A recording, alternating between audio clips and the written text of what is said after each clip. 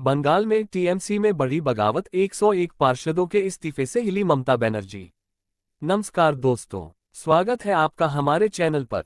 आज हम बात करने वाले हैं पश्चिम बंगाल की राजनीति में आए उस बड़े भूचाल की जिसने पूरे देश का ध्यान अपनी ओर खींच लिया है।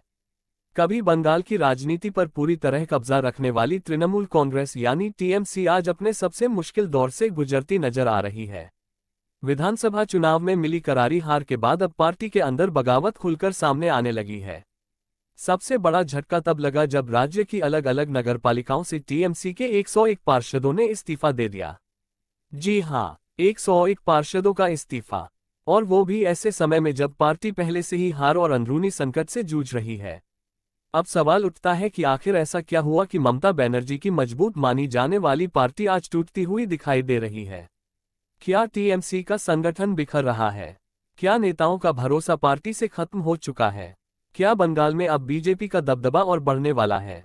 आज की इस वीडियो में हम पूरी विस्तार से समझेंगे। टीएमसी में बगावत क्यों बढ़ रही है? किन किन नगरपालिकाओं से इस्तीफे आए? पार्टी के नेताओं पर लगे भ्रष्टाचार के आरोप। ममता बनर्जी के सामने सबसे बड़ी चुनौती क्या है?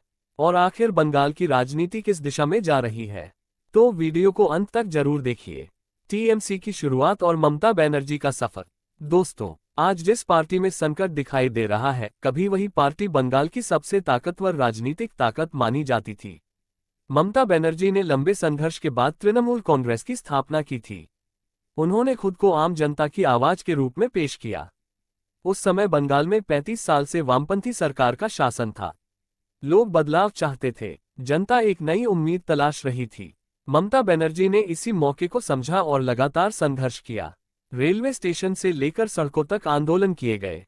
गरीबों, किसानों और महिलाओं के मुद्दे उठाए गए। फिर आया साल 2011 और बंगाल की राजनीति पूरी तरह बदल गई। ममता बनर्जी ने वामपंथी सरकार को सत्ता से बाहर कर इतिहास रच दिया। टीएमसी बंगाल की सबसे बड़ी ताकत बन गई। उस समय लोगों को लगा कि अब बंगाल में विकास और बदलाव का नया दौर शुरू होगा।